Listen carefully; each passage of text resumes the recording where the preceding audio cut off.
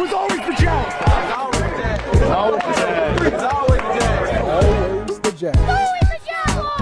Always the Jags. Welcome into Always the Jags, where we talk all things Jaguars, all things Jacksonville, all things Duval. So the Texans game. Wow. That's all I can really say to that. Clearly, so Trevor Lawrence decided, so first of all, kudos to Trevor Lawrence for just showing up and playing, knowing that there's really nothing to play for anymore. And knowing that he's got to, protect his body and everything, and he still came out to play. I think that showed a lot to the players. Pete Prisco was the one who had the idea for Trevor to just shut it down for the season, go get the surgery and be done. And I still think at this point, I definitely think he should go get the surgery and be done.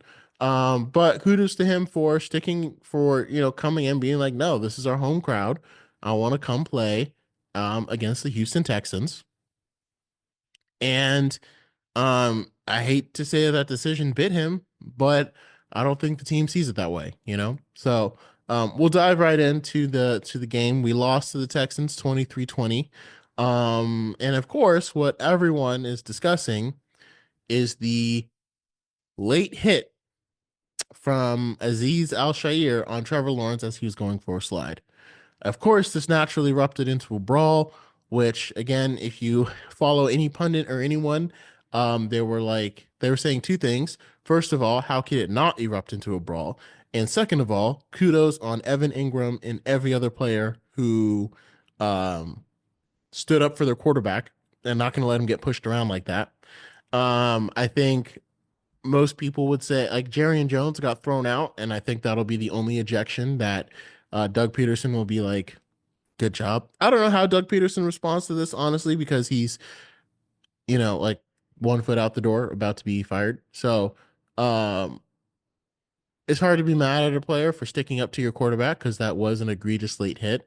And there's a little bit of controversy over it, because it looked like the problem is when you look at the play, Trevor is clearly bending down for a slide.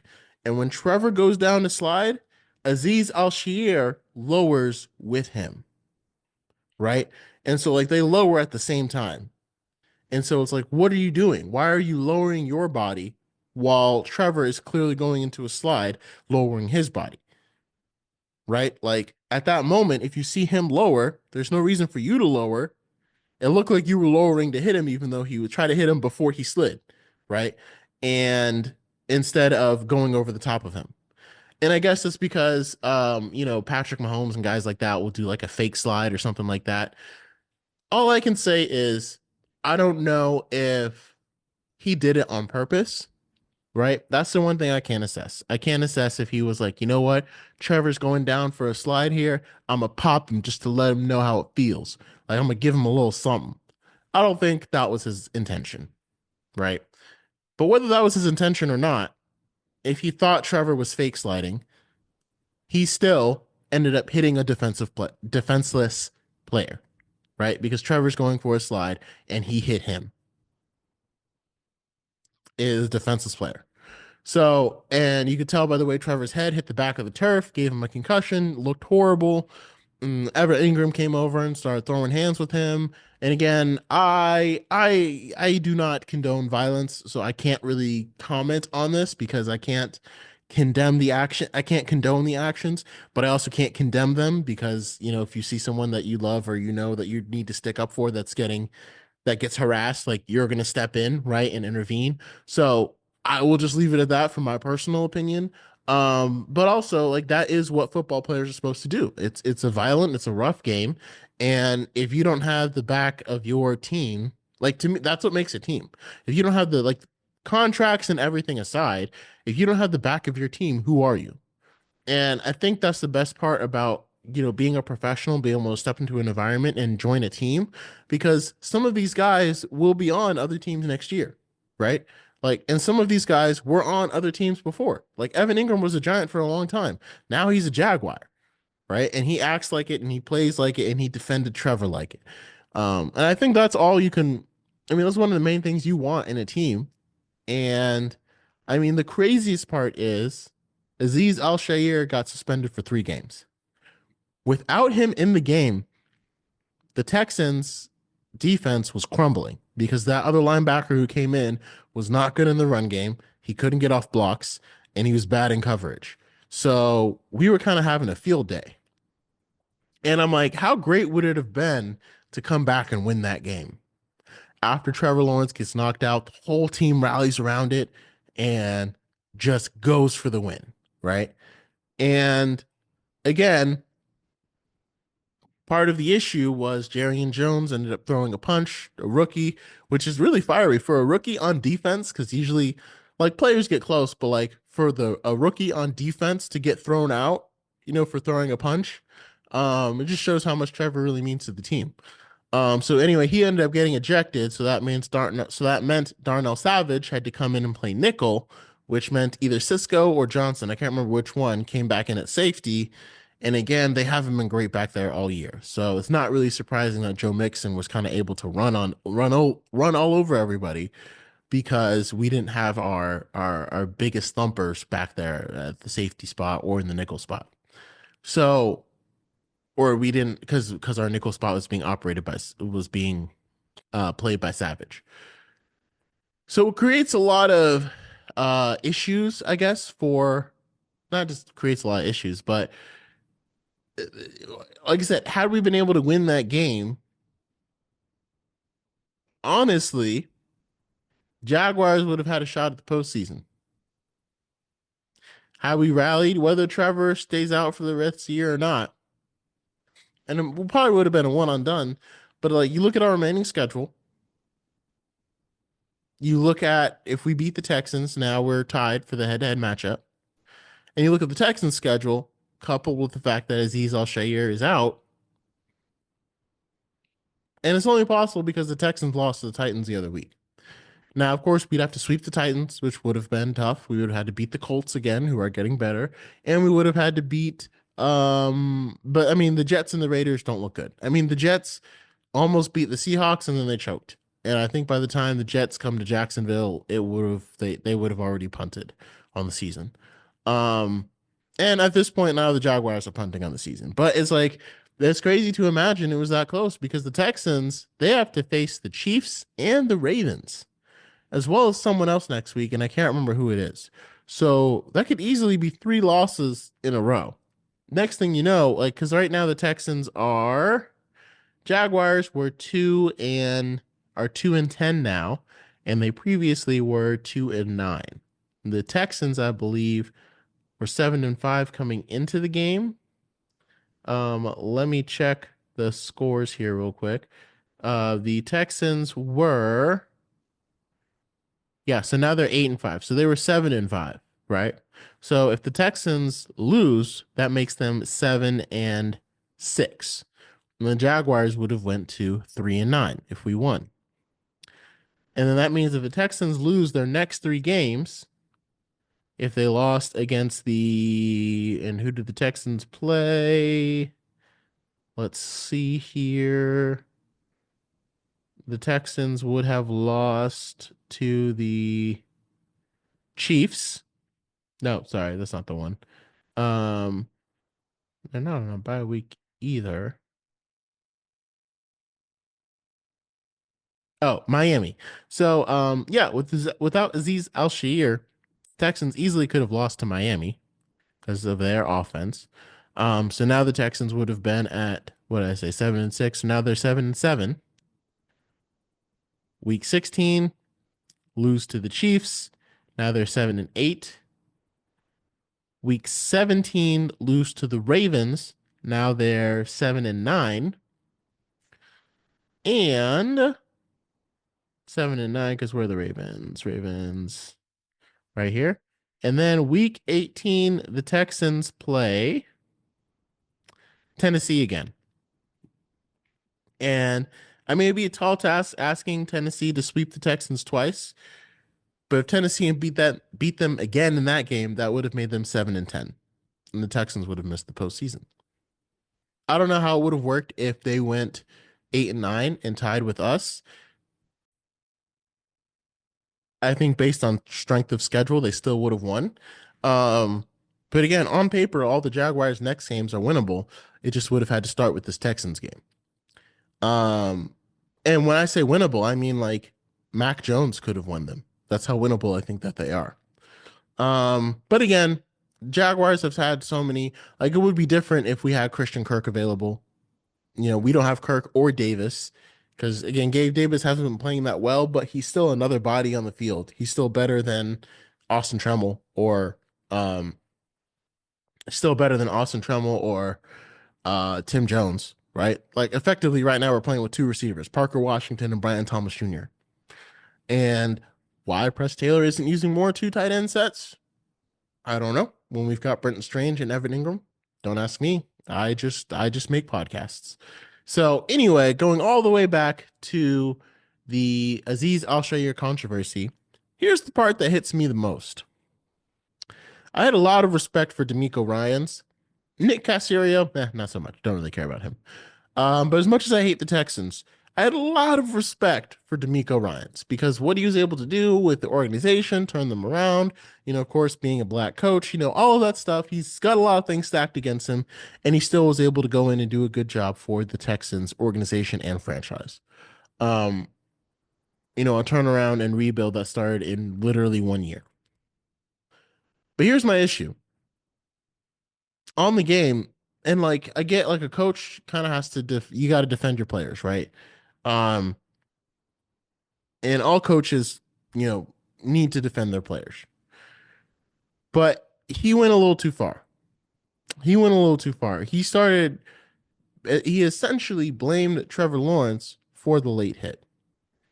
Because when reporters were asking him about it, he was like, "Oh, well, it's twofold, because sometimes the player, doesn't know if the quarterback's going for a late hit, and it doesn't know if he's going for a fake slide or like a late slide. He's like Trevor kind of slid late, so then he hit him, and he's like, to me, it wasn't egregious, He's like, and then he said like the Jaguars bench overreacted. I lost all respect for him in that moment. I just did. And especially if he had said that like during the game, I think that could have started another fight and they probably wouldn't have been able to they probably would have had to shut the game down. But it's like I would go up and ask him and be like, okay, there was one play where CJ Stroud was going out of bounds and Trayvon Walker was a step away from just laying him out. And it's like if Trayvon Walker had kept going, you mean to tell me the entire Texans bench wouldn't have erupted and attacked him? And in some ways, like after that comment, like I don't want anyone to get hurt, but I almost wish that Trayvon Walker gave him a little shove just to see. Because it's like you're going to criticize us for overreacting. One of your players egregiously hits ours, like you're expecting like your players wouldn't do the exact same thing. And he was a player, so he gets it. So he's been in those scraps before. So to say that our bench is overreacting is just essentially being like, well, my team is right because it's my team and that's the team that I'm on. So like they're the good guys in this situation. Um, and that's utterly ridiculous. And like I said, I had a lot of respect for him, and now I don't. And the Texans are going to be one and done in the playoffs.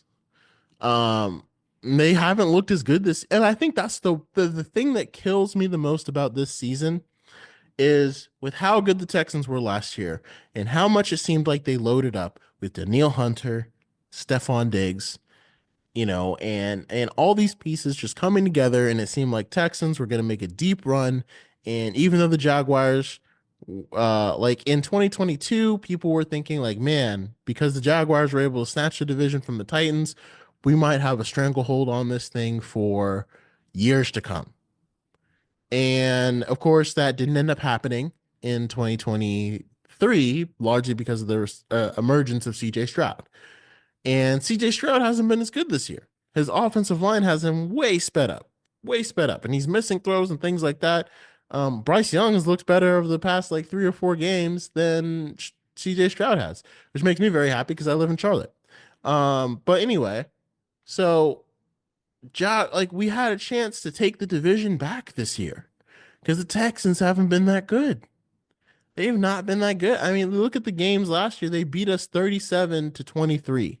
I mean, 37-13 last year. And this year, both games were one score games that came down to the final few plays. Um, and it's that kind of thing that's like we could have, yeah, we literally could have taken the division back. And we could have ended that, right? And now it's back to same old Jags, same old Jags, same old Jags. Um, so I think that's the part that frustrates me the most about this season. So many close games, so many close losses, and I'm not gonna say again because a lot of the issues were on our offense. So I'm not gonna say if we had Brian Florence other instead of Ryan Nielsen, we would have won more games. But I think we would have because I think Brian Flores would have been like Eric Armstead, I don't care how much money you make, you don't play defensive end well. You're going to play three technique because that's what you're best at. And that's how it's going to be. You know what I mean? Like, I think that would have been what happens there. So overall, it's like this was like the Texans aren't as, world beatery that we thought they were. And the sad part is like we are in no position to take advantage. And that's what hurts me the most about this season, about everything. That's what hurts me the most. We could not take advantage of a year when the Texans, look pedestrian, honestly. They look like a middle pack of the team. All we had to do is be above, like we didn't have to be a world beater, but if we had gotten to be above average, we could be competing with them for the division. If we had won two or three more games and then won this one, we'd be right in the thick of it, ready to snatch it away from them, especially with such a favorable schedule ahead. So I almost wish and maybe our schedule should have been um dispersed better.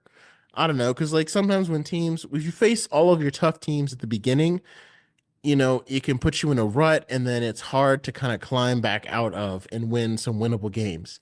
And a lot of our tough games are at the beginning. I mean, again, not trying to make excuses, but how many teams faced four playoff teams from last year in their first 4 weeks? Only us. Dolphins, Browns, again, Browns haven't been good this year, but still. Dolphins, Browns, Bills, and Texans all made the playoffs last year. And we faced them in our first 4 weeks. And then how many people faced four more playoff teams for a gauntlet? Eagles, um, Eagles, Lions,